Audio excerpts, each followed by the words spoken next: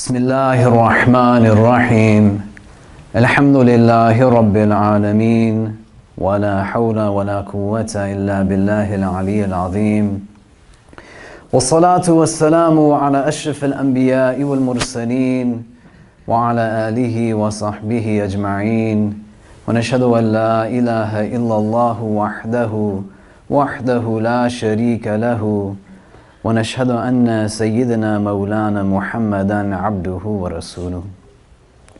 In the name of Allah, the gracious, the merciful, all praise is due to Allah, the Lord of the universe, the Master of the Day of Judgment. I bear witness and testimony to the oneness of Allah, to His magnificence, His omnipotence, His might, His glory, to His being the creator and sustainer of all things, the giver of life, the guider of hearts, the Master of the Day of Judgment. And I bear witness to the fact that Muhammad ibn Abdullah sallallahu alayhi wasallam is His servant and final messenger. May the peace and blessings of Allah be upon him and upon all those who choose to tread in his path until the last day. It is said that the character of the Prophet sallallahu ta'ala alayhi wasallam was defined and identified as the most remarkable thing. And then when his wife radiallahu ta'ala anha speaks of it, she says that he was the very personification of the Quran itself, walking, talking, epitomizing all of its lessons, its meanings, its parables.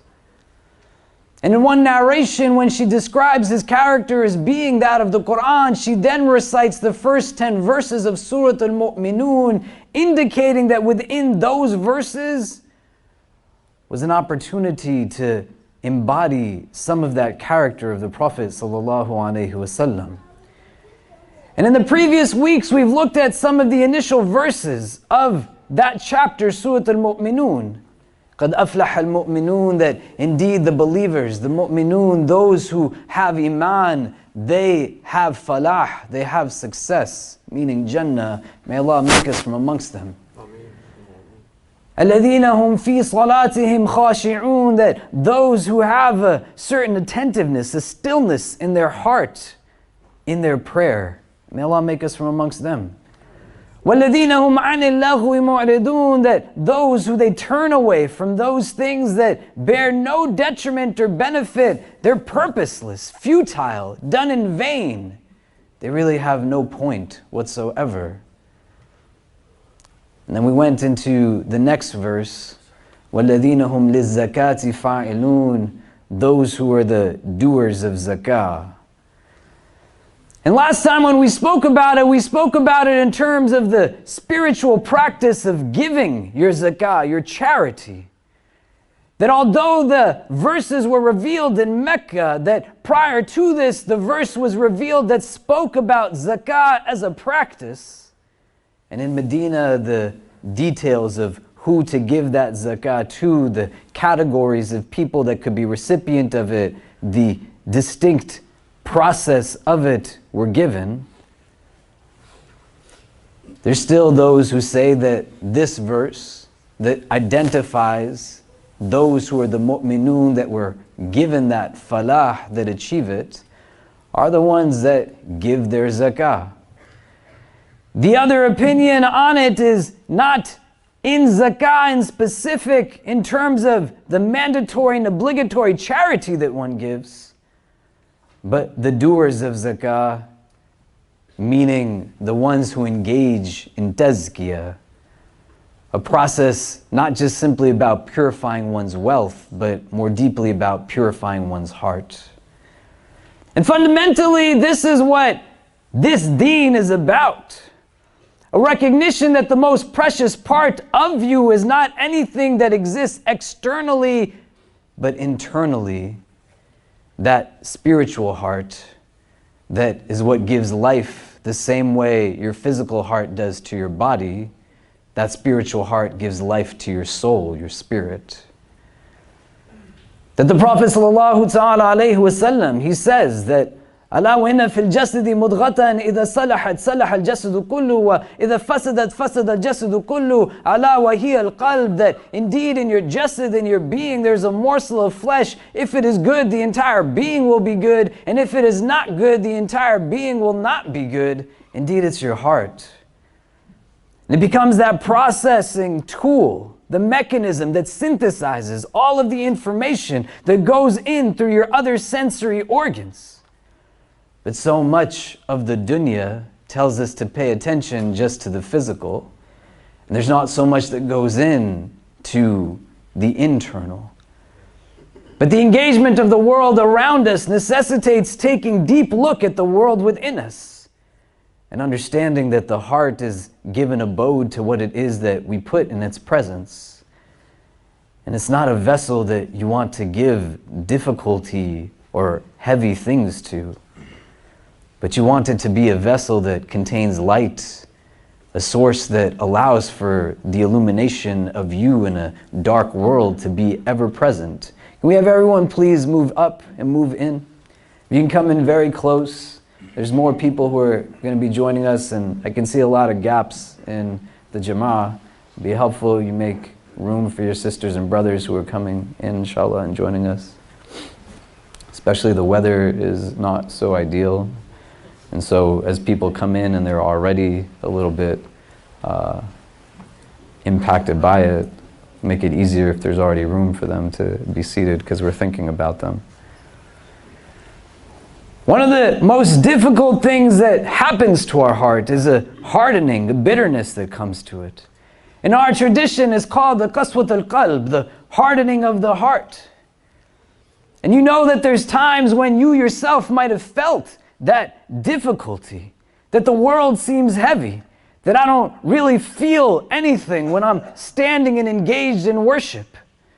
That the idea of engaging in anything ritualistic or observing something that is attached to what Sharia tells us to do doesn't really resonate with me in an empowering or uplifting way. That I find a lot of pain, a lot of harshness. That I just am looking for something that's going to be uplifting. What and how you feed it with becomes imperative. And the vision that you can cast through it necessitates understanding what is modifying that vision in the first place. So if I said to you, as someone who has deep love for each one of you, in your day, in your week, in your month, what deliberate time do you make simply for the parts of you that exist internally? And not just I come in and I sit and I stand and I bow and I kneel and I prostrate and I go through motions and mechanics. But what is it that you're allowing for yourself to do to render a certain softness and tenderness? And if you want to know where your heart stands in relation to the life that you live, you just look with real honesty as to how you treat the people around you. Because your heart becomes the guide through which the rest of your limbs and body commission themselves to undertake the actions that they undertake. So if you yelled at your mother today, then your heart is in a state where you're yelling at your mother. If you allowed for yourself to look down at somebody who is living on the streets as the rain is falling, and they turn to you to ask of you to give them some support, but your response was one of condescension or arrogance, may Allah protect us from it, your heart is telling you something about yourself. If you're in a sphere where it's totally fine to lie or gossip or backbite and cheat, to break promises and not honor trusts and rights, but just the same that when you see somebody going through pain and you feel pain, then your heart is telling you something that is not meant to be denied, but something you want to grow and increase. That if you awoke this morning and you said thank you to whoever gave you a cup of coffee and breakfast, that when you signed in at a front desk, you showed appreciation to the person who's wearing their hand out, writing name after name after name of person coming to pray a prayer that he's not even part of the religion that is praying that prayer. Where you found an opportunity to smile and you actually smiled, you conveyed appreciation and positive emotion. There too, your heart is giving you indication as to where you're at And it's not meant to render complacency, but to say that, hey, if goodness is still within me, I can make it that much better and keep growing it. But the etiquette and interaction with those who are closest to us as well as those who are not. You're treating your loved ones and family members with a hostility while there's a feigned adab for the one who writes your check. Then your pursuit is not one of something internal, but the acquisition of something that is worldly and external, but it's objective introspection that's going to allow for us to say, how am I landing where I'm landing? And is this the I that I actually want to be? When that hardness sets in, and sometimes it's not because we are the cause of it, it still necessitates us doing what it is that we need to do, because the feelings are there and I can feel the feelings, but the feelings are not me, because if the feelings are me in my entirety, then who is feeling the feeling? And so I need to be bigger than it and allow for it to not be in control of me, but for me to be in control of it. And to understand that despite the fact that I might feel something through my exhaustion, my tiredness, the world injecting everything in me, I'm still responsible for the actions that are a result of my feelings. And whichever which way I want to justify and validate it, it's still being written down. And so by extension, I, for me, more than anyone else, need to start paying attention to what kind of treatments to those around me are coming from me, and to see what state on that spectrum that the heart can possibly exist in is my heart in. When I start to approach it now on a metaphysical level, and I start to engage it now in terms of tangible and practical steps, what are the different things that I can aspire towards? That the Prophet sallallahu ta'ala alayhi wa sallam, he says, Inna lillahi ta'ala aniyatan min ahli al-ard. That indeed they are vessels of your Lord amongst the people of the earth. وَآنِيَةُ رَبِّكُمْ قُلُوبَ عِبَادِهِ الصَّالِحِينَ. And the vessels of your Lord are the hearts of His righteous servants. أَحَبُّهَا أَلْيَنُهَا وَأَرَقُّهَا. That He loves them. The ones that He loves the most are the ones that are the most tender and soft. And may Allah grant us hearts that are like this. For a heart to be lean, it means that when somebody gives you feedback and criticism, you're able to actually take it. That there's not any one of us in this room that does everything that is only the best thing to do. But the mindset that I adopt is one that recognizes my growth is about embracing my strengths as well as acknowledging my non-strengths and my ability to make mistakes and to actually be a being that can cause hurt and pain to somebody. And then the softness that it's speaking about necessitates, again, looking at what it is that's my treatment of the people around me. That it's not hard to live in such a way where you adopt certain practices and rituals, but to be somebody who doesn't mistreat others, especially when authority is in your capacity, it takes a different person to still smile, even when there's opportunity to just feed the nafs and feed the nafs and feed the nafs. We have everybody just move in one more time. You can come in close. But it has to be something that subjectively you want for you, and to say you are entitled to and you deserve. That you want to have that treasure that the people write about, that as people are engaged in pursuits of the world, that if the kings knew about what they possessed in their hearts, they would want to take that for themselves in every which way possible. Because it's what's going to give you peace of mind and contentment.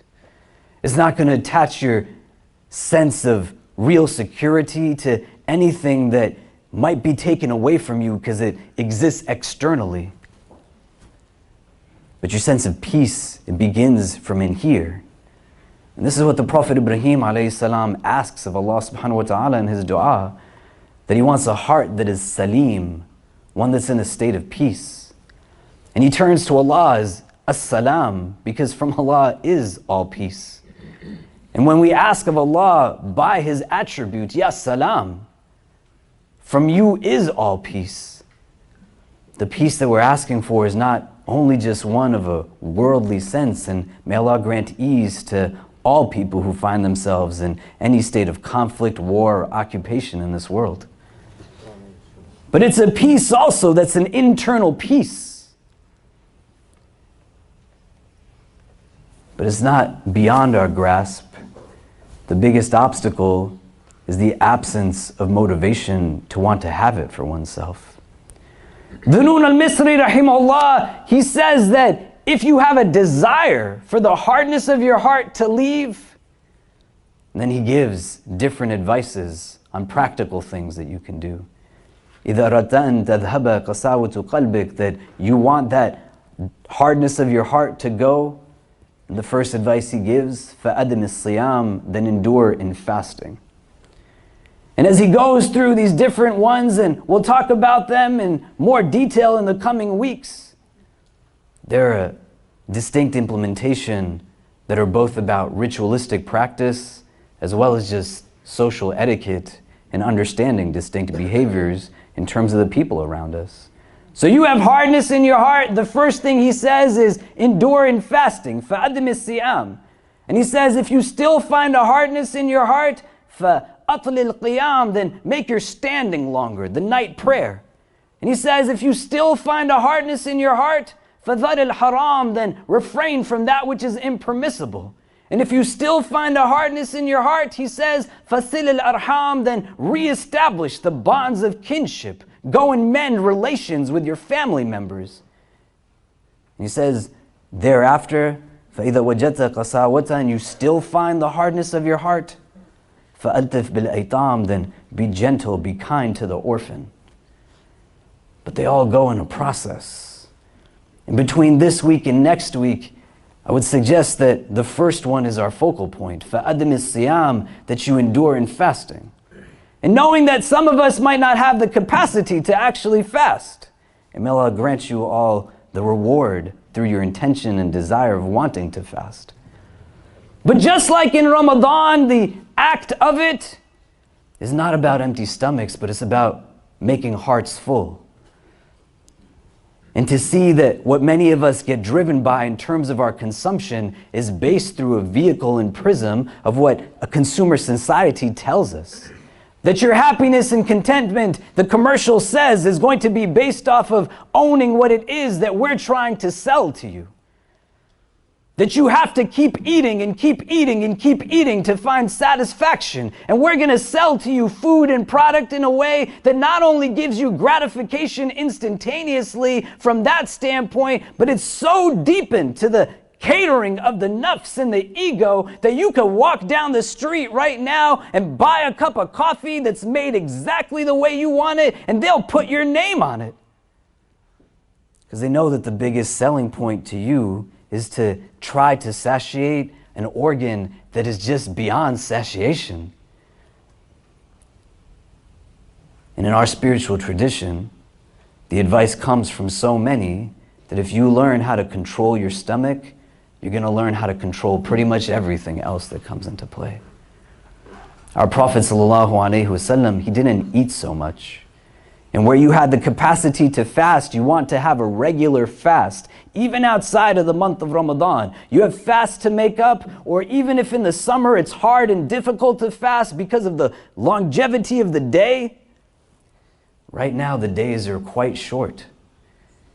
And you want to use these days, even if it's harder in that month of Ramadan, to be making up fasts. And you want to do so in a way that enables you to understand that it's not just the fulfillment of obligation, but it's the enhancement and upliftment of the internal.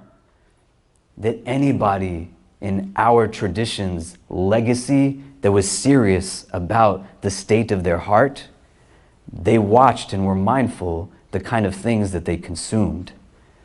The quantity of it and the quality of it.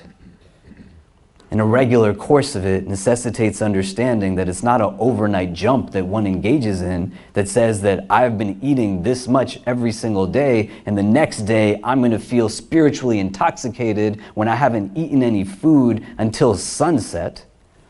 But you got to let the physicality of it get over itself in order for it to now not be about the physical. And just like for those of you who are able to fast in Ramadan, the first day of fasting is quite different from the last day of fasting. And so too as you implement it as a habit. But whether you can fast or not, to be reflective and introspective about what it is that you put into your own body, and what it is if you are the conveyor and the means through which somebody gets their sustenance, what you're feeding them through also.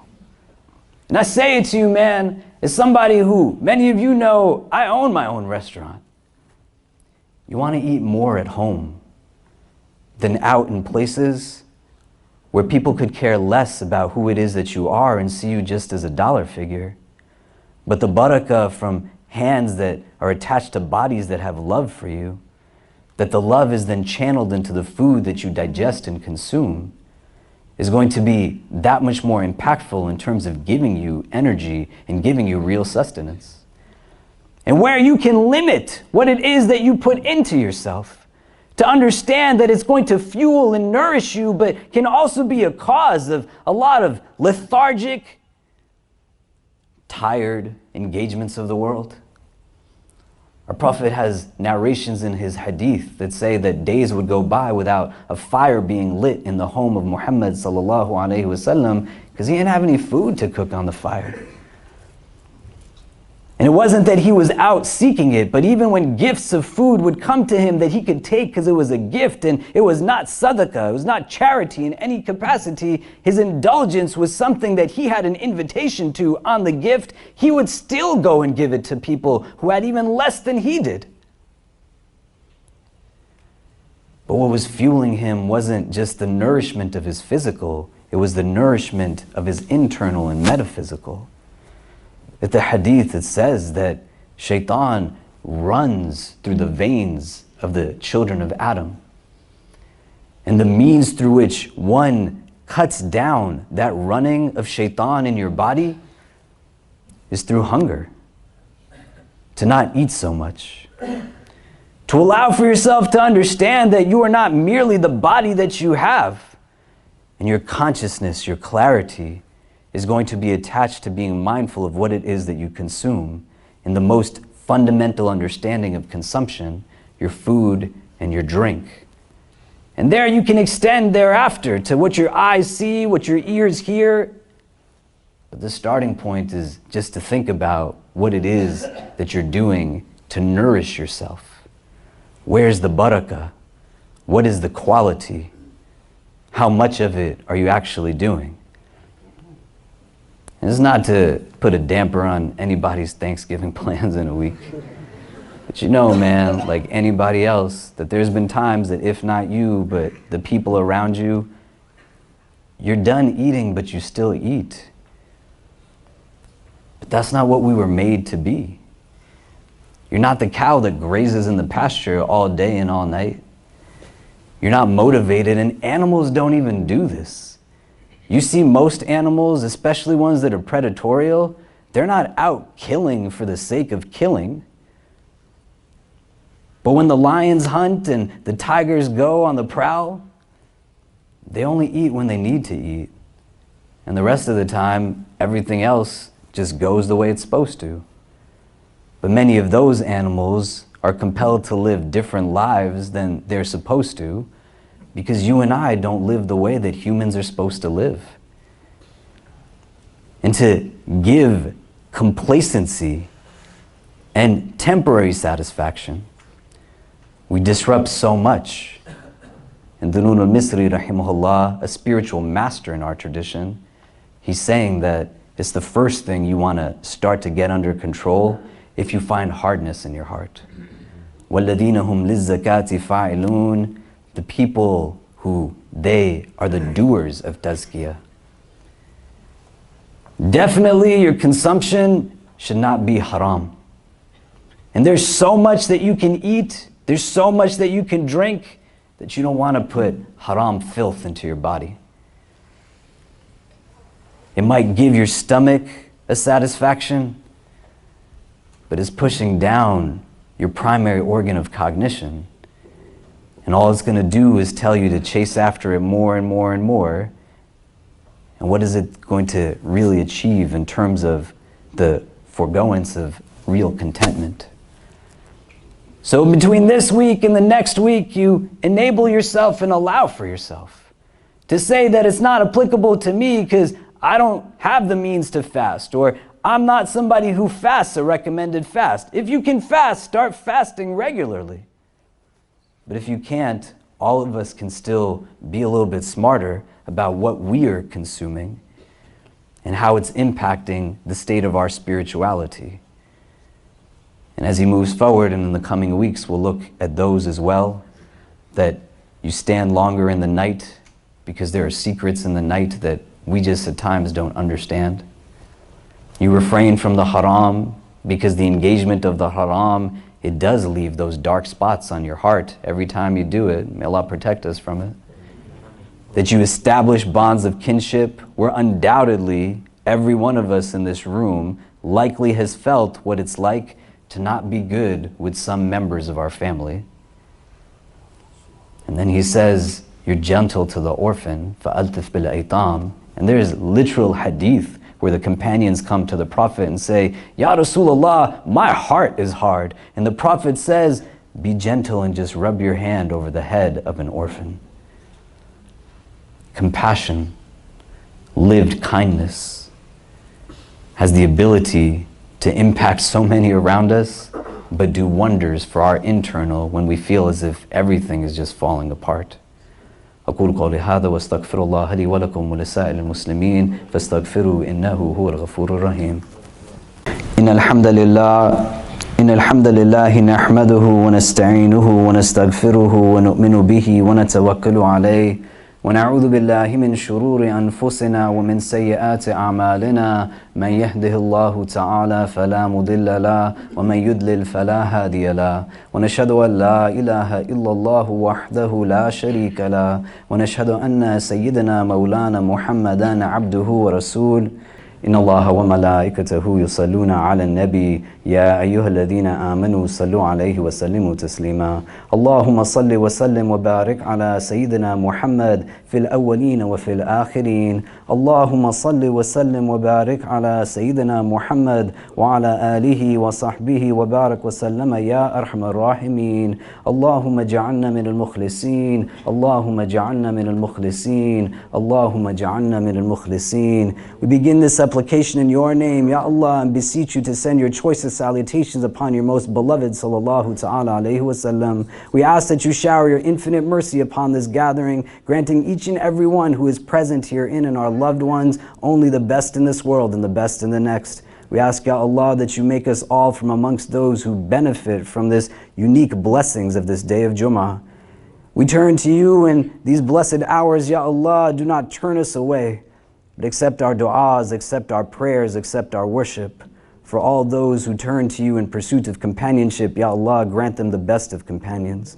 For those who are stricken by financial difficulty, Ya Allah, we ask that you ease that difficulty and increase them in all that is good. For those, Ya Allah, who are fighting or arguing with family members, friends, and loved ones, we ask, Ya Allah, that you bring those hearts together on principles of compassion and understanding. And through those arguments, that you make stronger the love that they have for one another. And for this community, Ya Rabb, we ask that you bless us always and make us a source of light and inspiration for all of your creation. Protect us always from hearts that are not humble, tongues that are not wise, and eyes that have forgotten how to cry. Forgive us for our shortcomings and guide and bless us all. ربنا تقبل منا إنك أنت السميع العليم وتب علينا يا مولانا إنك أنت التواب الرحيم وصلى الله تعالى على خير خلقه محمد وآله وصحبه أجمعين برحمتك يا أرحم الراحمين.